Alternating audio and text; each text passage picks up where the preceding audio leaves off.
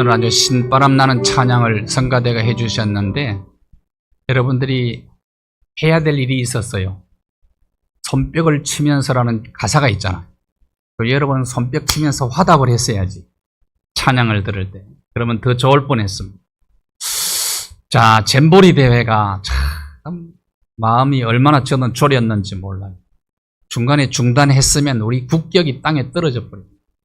손해는 말로 닿을 수 없는 손해볼 뻔했어요. 그런데 마지막에 아슬아슬했는데 마지막에 상암 경기장에 4만 명이 모여가지고 2시간 동안 K-팝 그리고 노래를 부르면서 웃으면서 손뼉치고 함께 노래하는 세계 어느 나라에도 그런 거 없다네요. 없는데 우리나라가 휘날레 장식을 잘했어. 그래서 위기는 기회입니다. 우리 인생도 그래요, 여러분. 어떤 위기든지 역전시켜버리면 되는 거예요. 그래서 153개국에 4만 3천 명이 모였었죠. 4만 3천 명이 153개국의 청소년들, 지도자가 될 사람들 아닙니까? 앞으로 나라를 이끌어간단 말이에요. 이건 여러분 마무리를 잘 했다고 저는 봐요. 마무리를 잘 해가지고 이 경제적 파급 효과는 앞으로 이루 말할 수 없을 겁니다. 이게 갑자기 공연 계획이 잡혔잖아요. 갑자기 비가 온다 그러니까, 태풍 온다 그러니까 버스 10,000대 빌려가지고 막 올라와가지고 공연도요 그렇게 쉽게 하는 게 아니잖아요. 공연이 시간이 필요한데 급조해가지고 속도는 우리나라를 따라잡을 수가 없어. 이게 깜짝 놀랐어요. 그들이 어떻게 이런 공연이 갑자기 준비되냐 이거요. 이게 한번 속도를 다윗이 골리앗 뭐로 이겼다고요? 물매 속도로 이긴 거예요. 속도로. 실수도 우리나라 많아요. 빨리빨리 실수도 많은데 속도는 대단합니다. 우리나라는 따라잡을 수가 없어요. 어떻게 세계가 깜짝 놀랐어요. 지금 앞으로 이것 때문에 경제적 파급 효과는 대단할 겁니다. 하나님께 감사를 드립니다. 하나님께 영광의 박수 돌려. 이번에 이 돈이요, 준비하는데 2조 5천억 들었거든? 2조 5천억. 어디 썼는지 다 밝혀야 될 거야. 다 밝히고, 나라가 이렇게 되면 안 되고, 어쨌든 위기를 기회로 잘 바꾸었다. 저는 그렇게 생각을 합니다. 올해는 광복 78주년 되는 해입니다. 건국 75주년. 1945년 8월 15일 우리가 일본으로부터 해방되었고 3년 후에 1948년 8월 15일 날 대한민국이 건국되었습니다. 대한민국. 일본이 2차 대전에서 항복합니다. 원래 일본은 우리가 광복 45년 8월 15일 날 됐는데 7월 28일 날 항복하려고 했어요. 항복하려고. 도저히 안 되겠다.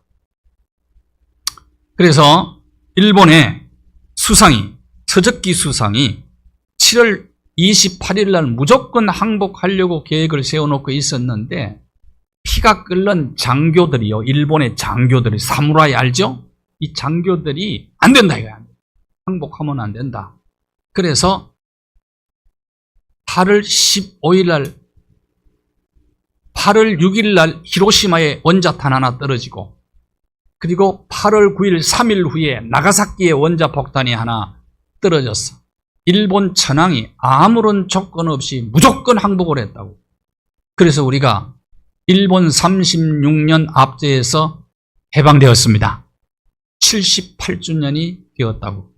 만약에 7월 28일 날 그들의 계획대로 항복했다면 북한이 공산주의 안 되었을 수도 있어요. 소련이요, 아주 그 간사하거든요. 소련이 7월 28일 이전에 그들이 8월 7일에요 만주를 공격을 합니다. 만주 습격은 그때 당시 일본 공격하는 것과 같은 거거든요. 평양까지 그냥 진격해 들어왔어요. 진격해. 그래서 결국은 8일 동안 일본하고 전쟁하고 소련이 북한 먹은 것과 같은 거예요. 미국은 4년 동안 일본하고 전쟁해가지고 우리 남한을 또 접수를 하잖아요. 우리의 슬픈 역사입니다. 가슴 아픈 역사예요. 강대국들에 의해서요. 만일에 7월 28일에 일본이 항복했더라면 한반도는 분단되지 않았을 수도 있습니다. 아쉬움이 있어요. 아쉬움. 저는 내 나름대로 그렇게 생각해서 여러분은 여러분 나름대로 생각해요. 그냥 나는 나름대로 역사를 그렇게 보고 있는 겁니다. 신앙적으로 보면요, 북한이 공산주의가 된 것은 교회 책임이 굉장히 크다고 저는 그렇게. 잘 들어봐요. 절대로 한국에 이런 일이 앞으로는 일어나면 안 됩니다. 교회도 실수를 하면 안 돼요. 1919년 일어난 3.1 운동은 교회가 주도를 했습니다. 민족 대표 33인 중에 16명이 기독교인들입니다. 그러니까 3.1 운동도 기독교가 주도한 거예요. 만세 운동이 일어난 지역을 파악을 해봤더니 75% 교회가 주동이 되어서 다 만세 운동의 주동이 되고, 독립운동도 무저항 독립운동으로 교회가 주도가 되어서 했던 거예요. 일본이 가만히 보니까 이 교회를 가만히 두고는 안 되겠다 이거예요. 또 이 무단 정치, 무력 가지고 나라를 다스리는 거 보니까 조선 사람들은 이게 잘 안 돼. 누르면 누를수록 이게 튀는 거야 이게. 그래서 바꿨어요. 정치 제도, 전략을 바꿉니다. 베라우치 총독을, 새 총독을 우리 한국에 파송을 해요. 그래서 앞으로는 봉건 정책을 쓰지 무단 정책 쓰지 말아라. 조선 사람들은 누르면 누를수록 튄다. 거기 또 교회가 있다. 이래가지고 베라우치를 총독으로 보내면서 당근도 주고 미끼도 좀 던져주고 그렇게 해야 된다. 이 민족은 안 된다는 거예요. 그래서 베라우치가 와가지고 제일 먼저 보니까 교회가 제일 골치야. 이게 독립운동, 저항운동은 교회 중심으로 막 일어나니까 선교사 대표를 불러가지고 서로 협의를 합니다. 선교사님, 당신들 종교활동하는 거 우리가 방해하지 않겠다. 간섭하지 않겠다. 선교사님들은, 또 한국교회 목사들은 영혼만 책임지라. 조선인의 육체는 우리가 책임질 테니까 뭐 저항이란 단어, 독립이라는 단어 절대로 교회 안에서 그런 거 쓰지 못하도록 좀 해달라. 그러나 종교활동은 얼마든지 할 수 있도록 자유를 주겠다. 선교사님이 사인을 해버렸어. 거기에다가 사인을. 다시 말하면 일본 정치에 관여하지 말라는 거예요. 정교 분리를 일본 사람에게 속아서 선교사님이 사인을 해가지고 선교사님들이 교회 목사님들을 설득을 해가지고 공문서를 보내버렸어. 교회에서는 이제는 그런 운동하지 말아라. 정치적인 그런 얘기 하지 말아라. 그래가지고 사인을 했어요. 그래서 교회 사인 공문서를 받아가지고 갑자기 교회가 조용해. 일본에 대해서 아무 말 안 하는 거야. 그러니까 교회 청년들이요, 그때 시험 들었어. 청년들은 피가 끓잖아요. 그리고 그들이 또 독립운동의 중심에 또 서 있기도 했거든요. 그러니까 교회가 변질되었다 그래가지고 청년들이 교회에 등을 돌립니다. 등을. 잘못했어요. 선교사님이 실수한 거예요. 자, 일본이요, 잘못할 때 교회 목사님들이 그들을 향해서 일본 그렇게 가면 망한다고 메시지 전했거든. 근데 그게 싹 사라져버려요. 오늘날 대통령이 잘못하면 누가 잘못했다고 강력하게 얘기해야 됩니까? 네? 그런데 왜 목사가 정치 얘기한다고 시험 들어 교회 떠나는 사람이 생겨? 속은 거예요. 일본에게 속은 거라니까? 일본 역사를 아셔야 돼요. 일본에게 속았다고. 왕들이 잘못할 때는 예레미야는 보세요. 끝까지 당신 그렇게 살면 망한다고 얘기했잖아요. 선지자가 가만히 있으면 안 돼요. 오늘날 왜 교회 목사님들이 잠잠한지 모르겠어요. 특히 대형교회 목사님들이 왜 잠잠하고 있는지 모르겠어요. 속고 있는 겁니다. 나라가 잘못되면은 선지자들이 일어나서 잘못됐다고 얘기를 해야 된단 말이에요. 우리나라가 왜 이렇게 되었다고요? 교인들도 이게 지금까지 일본 사람한테 속아가지고 교회 목사님들이 정치 얘기하면 안 된다고. 정치가 얼마나 중요한데요. 얼마나 중요해. 해야 돼, 안 해야 돼요? 적게 해야 돼, 많이 해야 돼? 작게 해야 돼, 세게 해야 돼? 선지자들 목숨 걸었다니까. 왕들이 잘못될 때, 나라가 잘못 갈 때. 그게 청년들이요, 교회를 떠나기 시작했다니, 그때부터. 그때 레닌이라는 사람이 나와가지고, 칼막스와 레닌이요, 소련에서 레닌이 와가지고 이렇게 얘기를 했어요. 햇빛은 동방으로부터 온다. 조선은 반드시 일본으로부터 해방시켜. 얼마나 달콤하고 멋진 얘기입니까? 그 얘기를 했어요. 3.1운동이 실패로 돌아가잖아요. 40일 후에 1919년 4월 10일에 조선 지도자들이 상해로 망명을 가해서 상해 임시정부를 수립하게 됩니다. 상해 임시정부. 그런데 그때 선언문이 나왔는데 선언문의 내용 가운데 5등은 일본 제국주의를 물리치고 민족의 해방과 더불어 하나님의 나라를 건설하고자 했다. 상해 임시정부의 멋진 국가비전이 나온 거예요. 국가비전. 어떤 나라를 세우겠다고요? 하나님 나라를, 대한민국을 하나님 나라 같은 나라로 세우겠다. 우리 선조들의 신앙과 국가 비전이 감동적이에요. 감동. 거기에다가요, 레닌이요, 큰 수레, 새 수레에다가 순금을 잔뜩 싣고 상해 임시정부에 갖다 주면서 독립자금으로 쓰라고 그랬어요. 그러니까 이 땅의 지성인들이 뿅 가버렸어. 누구한테? 공산주의자 레닌한테 뿅 가버렸어. 그때부터 우리나라에 공산주의자들이 많이 생기기 시작을 한 거예요.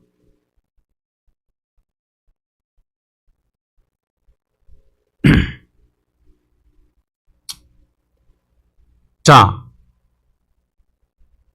또 하나, 교회가 잘못한 거 첫째 그게 잘못했고요. 또 하나는 1938년 9월 9일에 평양 장대연 교회에서 대한예수교 장로회 총회가 열렸어요. 총회장님이 지휘봉을 딱 들고 올라가서 일본이 그때 신사참배를 강요했거든. 일본 왕을 천황이라고 그랬다고. 천황. 하늘 황제라니까. 그래서 일본 신사를 만들어 놓고 천황을 숭배하라고. 이게 바로 신사참배입니다. 천황을 하나님으로 섬기라고 그래요.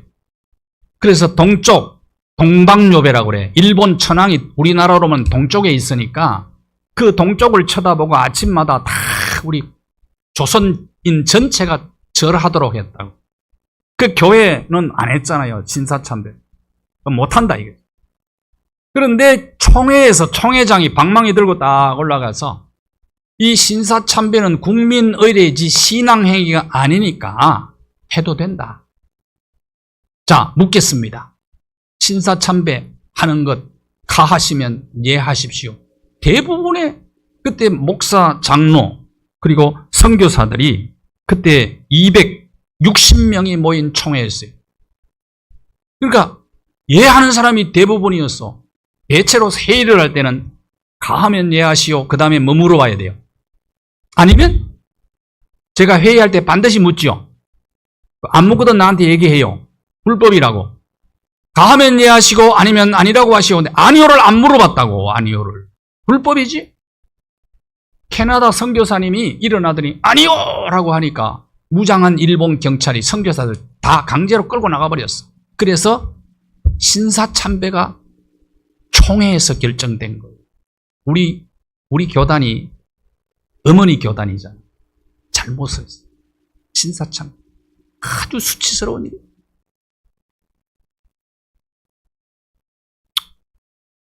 그때 장로님, 목사님 10명이 딱 일어나가지고 안 됩니다.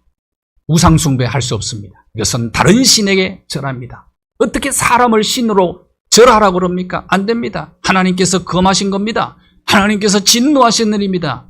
그렇게 해서 10명이 순교를 했어야 돼.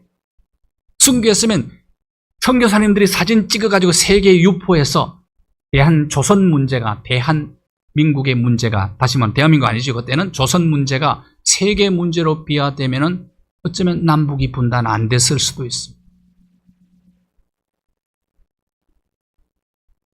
교회가 결정적인 실수를 했어요.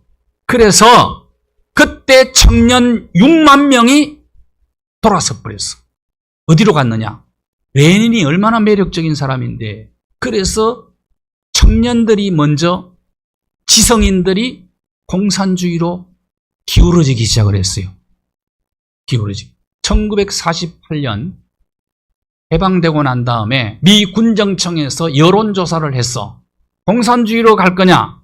자유민주주의로 갈 거냐? 여론조사를 했는데 78%가 공산주의 가겠다고 그랬다. 그만큼 기울어져 있었다. 그런데 박헌영이 그때 실수를 좀 했어요. 안 그러면 우리 공산주의 됐습니다. 우리 대한민국 공산주의 됐어요. 박헌영이가 실수를 뭐 했느냐 하면은 1948년 5월 10일 그 전체 우리 남북한 동시 투표를 하고 국회의원을 냈으면요, 우리 공산화돼 버렸습니다. 그런데 그걸 못하고 박헌영이가 뭘 실수를 했느냐. 박헌영도 그때 정동감리교회 다녔었거든. 그런데 머리 똑똑해, 예산 출신이고요. 이 사람이 20대의 남노당 최고가 됩니다. 남노당 20대에. 중국 가가지고 중국 공산당 밑에서 공부하다가 공산주의자 되었어요. 공산주의. 뭘 잘못했느냐. 남노당 전체를 이끌어가려니까 돈이 얼마나 많이 필요해요. 정치자금이 필요하니까 뚝섬 조선정판사, 제가 말씀드렸죠? 장소 알아봤어요. 어딘지? 저도 못 찾겠더라고. 뚝섬에 있는 조선정판사에서 위조 지폐를 찍어내기 시작한 거예요. 위조 지폐. 낮에는 사상을 전하기 위해서 신문을 찍어내고, 밤에는 가짜 돈 찍어내는 거야. 10명이 막 밤마다 계속 찍어냈는데 미 군정청에서 그걸 딱 포착을 해서 들어가 보니까 돈 찍어내는 10명 모두 다 공산주의자였어. 새벽만 되면은 뚝섬에 트럭이 막 얼마나 모여가지고 그때 밤에 찍어낸 돈을 싣고 대한민국 전역의 남노당에게 돈을 뿌리기 시작하는 거예요. 왜 그렇게 했느냐? 박헌영 똑똑한 사람입니다. 왜 그렇게 했느냐? 그래서 국가 경제를 혼란시켜버리는 거야. 가짜 돈으로. 그러면 어떻게 되느냐? 다 가난하고 못 살게 되니까 말 잘 듣는다는 거예요. 그래서 남한 전체를 공산주의. 그래서 레닌이요, 꿈을 꾸었던 게 그겁니다. 대한민국 전체를 세계 모범 공산주의 국가로 만드는 거였어요. 안쓰는. 그러니까 미군정청에서 딱 치고 들어가서 잡았어. 체포령을 내리요. 박헌영 체포령을 내리니까 박헌영이가 도망을 갔는데, 체포령이 내려졌으니까 그냥은 못 나가. 살아서는 못 나가니까 관 속에 들어갔어. 시체, 자기가 죽은 사람처럼 해가지고 시체가 서울을 빠져나가는 거로 미아리로 빠져나가가지고, 그래서 그때 의정부 동두천, 포천으로 건져가서 이북으로 넘어가가지고 해주에서 남노당 전체를 지휘하면서 1946년 10월에 대구 폭동을 일으켜요. 대구 폭동. 그때 당시에 공산당이 제일 많았던 데가 경상도예요. 박정희 대통령도 군에 있을 때 공산주의자였어요. 아세요? 전향했어요. 그런데 전향은 그 형도 공산주의자였어요. 영천제일교회 이재봉 목사가 박정희를 케어했었어요. 나라가 그렇게 됐다고. 왜 공산주의가 만해졌는지 아시겠어요? 지금까지도 우리나라는 양분되어 있잖아요. 우리나라도. 우리 남한에도. 그런 역사적 배경을 아셔야 된다고. 이 젊은이들이, 학생들이 알아야 될까요? 몰라야 될까? 학교에서는 안 가르치니까 교회라도 가르쳐야지. 교회라도. 우리 다음 세대가 살아야 될. 그래서 소련이 딱 와가지고 차지해버렸어. 북한. 그래서 김일성 세워놓고 공산주의는 안 된다고 피를 토하면서 외쳤던 사람이 누구냐? 이성만. 우남 이성만 장로님이지. 정동감리교회 우리나라 양반 최초의 장로. 왜 공산주의 안 된다고 외쳤느냐? 이유가 있어요. 이유가. 미국에서 공부했잖아. 조지 워싱턴 대학에서 학사, 하버드에서 석사, 그리고 프린스톤에서 박사학위를 받는데 윌슨 교수에게 박사 논문 지도를 받아서 윌슨이 나중에 미국 대통령 되지요. 너무 뛰어난 학생이야, 이승만이. 그래서 미국 국적을 얻어서 미국에서 교수해라. 그랬더니 거부합니다, 국적을. 왜? 나는 대한민국 독립을 위해서 내 몸을 불살라야 됩니다. 고집이 셌어요. 굉장히. 그래서 남한은 초대 대통령으로 이승만 대통령 걸출한 인물이 있었기 때문에 저와 여러분이 자유민주주의 속에 살아가는 거예요. 공과가가 분명히 있어요, 이승만 대통령이. 그러나 건국 대통령이자 건국 대통령. 역사를 왜곡시키지 말라.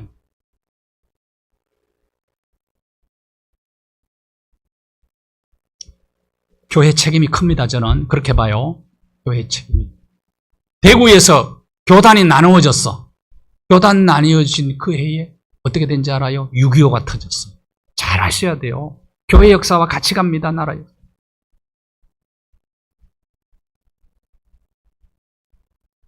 흥양 장대현 교회에서 신사참배 결정한 바로 10년 후에 북한 조선인민민주주의 공화국이 건립이 됩니다. 정확하게, 하나님은 정확해요.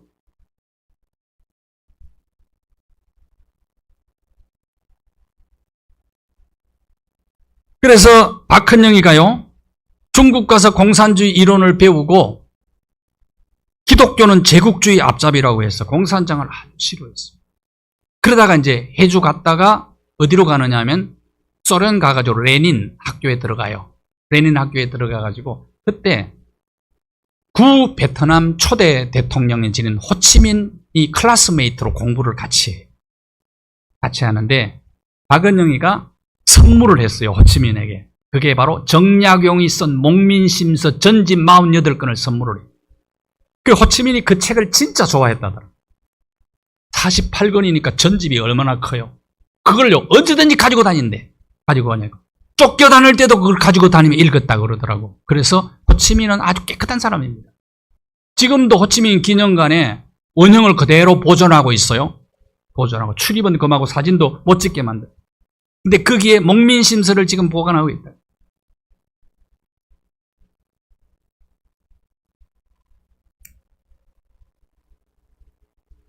해방이 되고 난 다음에요, 우리나라가 공산주의자들이 80만에서 100만 정도 되었습니다. 100만 정도.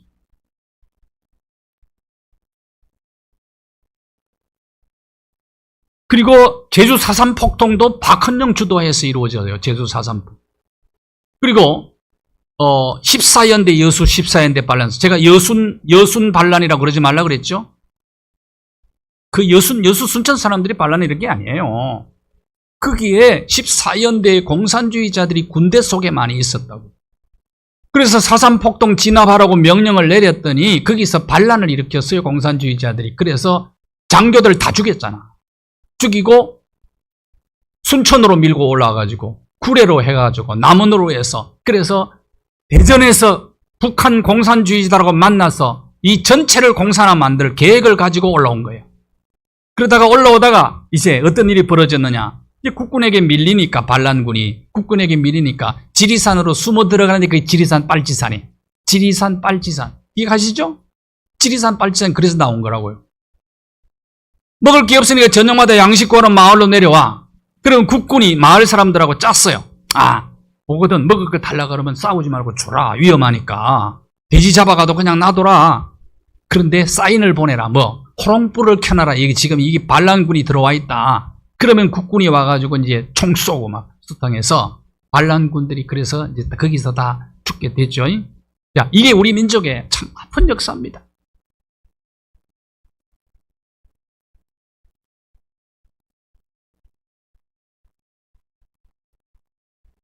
지금 우리나라는 산소호흡기를 끼고 있는 거예요. 매우 위험한. 오늘 본문을 한번 보세요.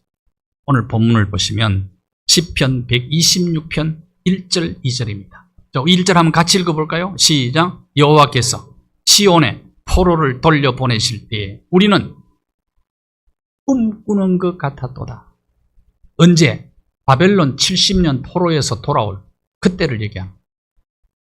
꿈도 못 꿨어요. 바벨론 제국이 무너지고 페르시아 제국의 고레스라는 초대 왕이 돌아가라! 돌아가라! 따라합시다. 돌아가라! 돌아가라! 이거는요, 꿈과 같은 얘기예요. 꿈과 같은. 자, 우리나라 일본으로부터 해방될 걸 꿈을 꿨어요? 못 꿨어요? 김동길 교수도 그러더라고요. 해방을 꿈도 못 꿨대요. 해방을. 그런데 8월 15일 날 천황이 손을 들고 돌아가라 돌아가라 그랬잖아요. 뭐. 이거는요 너무 깜짝 놀랐대요. 꿈도 못 꿨는데 꿈인지 생신지 몰랐어요. 그러니까 우리가 8월 15일 날 일본이 손을 들고 우리가 해방될 때 우리 얼마나 기뻤어. 전부 태극기 들고 나와서 거리로 쏟아져 나와서 태극기 물결을 이루고 대한민국 만세를 외쳤던 그때만. 그때 나갔던 분 계세요? 여기 아무도. 권사님 그거 알아요? 파리로 해방될 때 태극기 들고 나갔었어요? 권사님 안 나갔어요? 권사님 몇 학년이었었어요? 권사님은 알 텐데. 그렇죠? 야, 교회마다 막 쏟아져 나와서 교회에 나와서도 태극기 흔들고 말이에요. 꿈꾸는 것 같아. 꿈꾸는 것. 누가 하셨어요, 이거? 거기도 이승만 대통령이 크게 메가드하고 40년 직이에요, 친구가. 트루만 대통령한테 막 욕했다고요. 메가드가 뭐라고 그랬냐? 일본 나가사키하고 히로시마 두 발 던졌으니까 흑룡강성에 하나만 던져버리자, 이게. 그랬더니요, 잘렸어. 강력한 대통령 후보였어, 그 메가드가. 그때 하나 더 던져야 되는데. 흑룡강성에 던져가지고 꼼짝 못하게 만들었어야 돼요. 중국이. 성경 얘기보다 이런 얘기를 더 좋아하는 것 같아요. 여러분이 보니까. 자, 잘 봐요. 꿈꾸는 것 같아. 지금 1차 포로 돌아왔거든. 고레스 칙령. 고레스가 돌아가라는 명령을 할 수가 꿈도 못 꿨다니까. 그 정확하게 예레미야를 통해서 선포한 70년 만에 돌아왔어. 누가 하셨다고요? 오늘 성경은 하나님이 큰 일을 행하셨다. 하나님이 큰 일을 행하셨다. 우리나라 남북 통일이 어떻게 돼야 되겠어요? 연방제 통일이 돼야 될까요? 자유 통일, 평화 통일, 복음 통일 돼야 될까요? 연방제 된다는 분들 손 들어봐. 그러면 여러분 교회 신앙생활 못해요. 북한 3,000개 정도 되는 교회를 공산주의자들이 다 무너뜨렸어요. 제일 타겟이 뭐냐? 만일에 공산화가 되면 첫 번째 타겟이 목사요. 수천 명의 목사, 수만 명의 목사가 죽을 거예요. 오늘 제가 이 설교했다고 다 알고 있을 거야, 아마. 북한에서 알고 있을 거라고.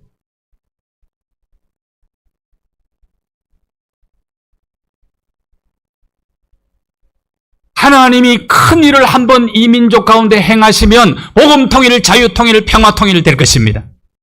하나님이 하셔야 돼. 사람은 못해도 하나님이 하셔. 70년 포로에서 돌아온 거 하나님이 하셨어. 8.15 해방 하나님이 하신 거예요.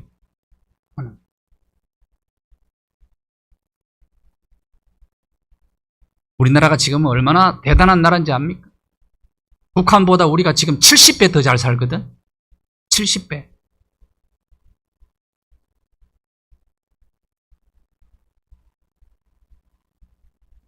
그런데 돌아와서 보니까 나라가 다 황폐하고 이거 이렇게 세우는 게 여러분 무너진 것 이렇게 세우는 것 재건이 얼마나 힘든지 알아요?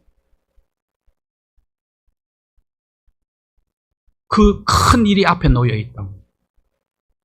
그러니까 아직도 1차 돌아왔으니까 2차, 3차까지 돌아오거든요. 그래서 시편 기자가 누구냐 하면 에스라 선지자라고 학자들이 얘기를 해요. 바빌론 포로에서 돌아온 학자, 그러면 율법 학자이잖아, 율법.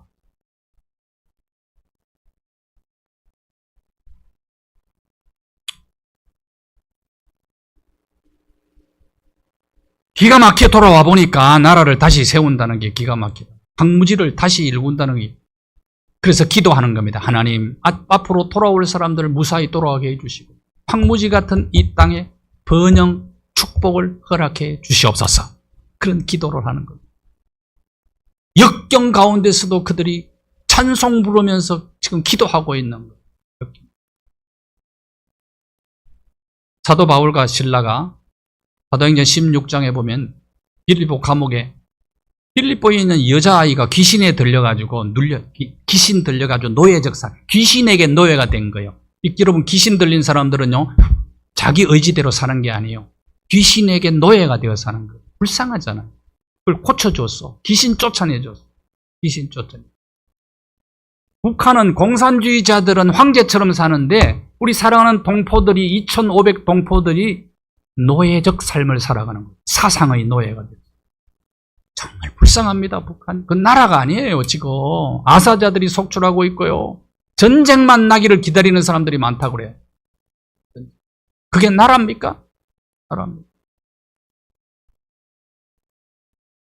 그래서 자유민주주의는 여러분 목숨 걸고 지켜야 됩니다. 지켜야 돼요.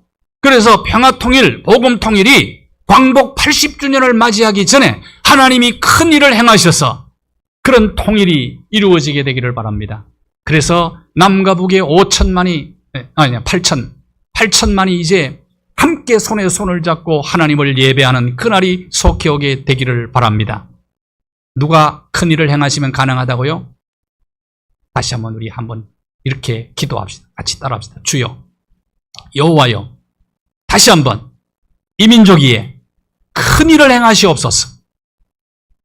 사람은 못해도 하나님은 하십니다. 이루어지기를 바랍니다. 하나님 아버지, 광복 78주년을 맞이해